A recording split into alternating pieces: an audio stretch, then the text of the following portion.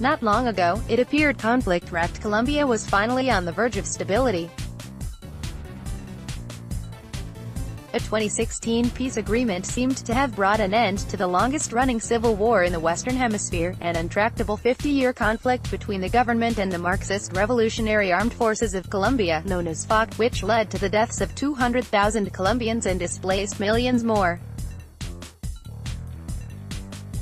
Hopes were high around the world. Colombian President Juan Manuel Santos was even awarded that year's Nobel Peace Prize. But the deal has been controversial within Colombia, with conservatives claiming it ceded too much to FARC. And now, with a presidential election set for May 27, the accord's future is on the line. And so, perhaps, is Colombia's. I spoke with Cristina Mani, an associate professor of politics at Oberlin College and a scholar of South America, who just returned from a research trip to Colombia, about what the rest of the world should know ahead of the vote. The following transcript of our conversation was lightly edited. Jonathan Bernstein, what's the most important thing those of us in the U.S. and the rest of the world should know about the upcoming elections in Colombia? Cristina Mani, the most important thing is that the future of Colombia's historic peace agreement, signed in 2016 after extensive negotiations between the government and the FARC guerrillas, is at stake. Currently, the right-wing candidate, Ivan Duque, appears to be the frontrunner. He is a protege of Álvaro Uribe, a two-term conservative president who governed in the 2000s and paved the way for the defeat of the FARC by ramping up a national strategy and military campaign to rout them. Uribe has sharply criticized the peace agreement that was signed by the current president for giving too much ground to the FARC. Santos's two terms are up, so he cannot run again. Uribe remains popular with the traditional political right. For a good number of voters, anyone anointed by him is worth voting for, and Duque is riding those coattails now. But with that said, Colombia sometimes offers surprises. Polling data has been unreliable in some years, most recently on the plebiscite for the peace agreement. Polls predicted that would pass with substantial support, but then the no vote won by a narrow margin, creating a crisis for the government and forcing Santos to renegotiate tougher terms with the FARC. Bernstein, what are the alternatives to Duque? Mani, this is currently a competitive race with five main candidates. Besides Duque is the left-wing candidate, Gustavo Petro, who has considerable support. Petro is a well-known former rebel from the M19 group, who has a track record in Congress and is the mayor of Bogotá. The other three candidates are more centrist, and all are seasoned politicians. German Vargas Lleras toward the center-right, and Sergio Fajardo and Humberto de la Calle toward the center-left, the candidate most dedicated. Bottom line, this could be a nail-biter through June 17, when a second-round vote would be held if no one wins a majority in May. In a second round, whoever is left out will be called upon to endorse one of the frontrunners, and that could be influential. Bernstein, would the peace agreement really be in danger if Duque won? Mani, Duque has said he would retroactively alter the peace if he is elected.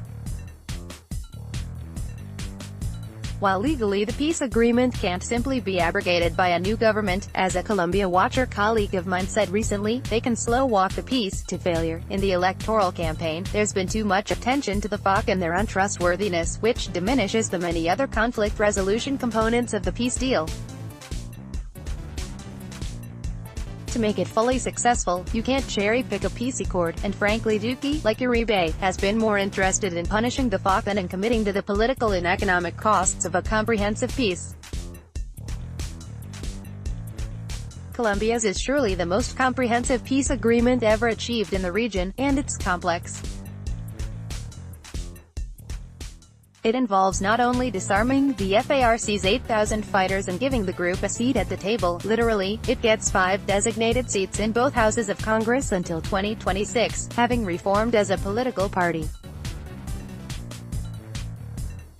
It also means integrating those fighters, many of whom are young and were forced to be child soldiers, into communities and jobs, providing land and security for marginalized communities, and relocating the 7 million internally displaced people that flood conflict areas. A truth, justice, and reconciliation process is also getting underway, through specialized courts that will give voice to survivors and try those accused of the conflict's most egregious atrocities. The whole peace process will take at least a decade, require the government's sustained support, and cost at least $40 billion, and by some estimates, double that. The truth and justice process alone is likely to reveal uncomfortable associations between armed groups and elites. Most recently, there have been revelations documenting collusion between several big corporations and armed groups engaged in illegal activities and human rights abuses.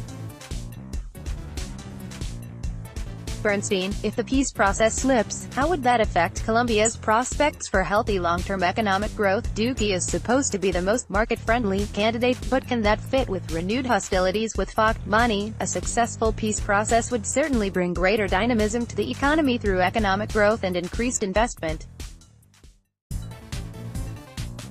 In fact, the cost of continued violence is estimated to run about 30% of gross domestic product, in terms of lost investment in government and private sector outlays for security provision.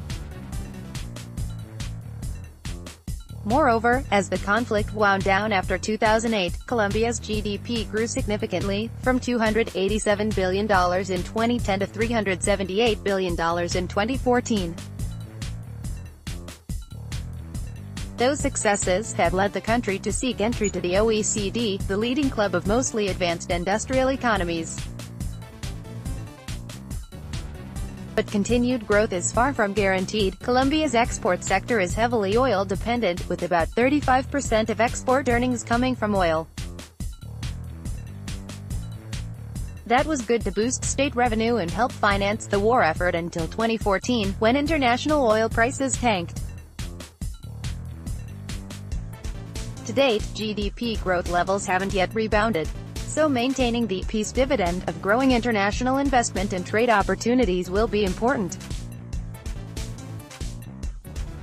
At the end of the day, the material price of peace is far less than that of not dealing with the FARC as agreed, especially considering what can be gained from a more dynamic and diversified economy. Bernstein, could you give us a big picture summary of where Colombia is now, 2 years into the peace agreement?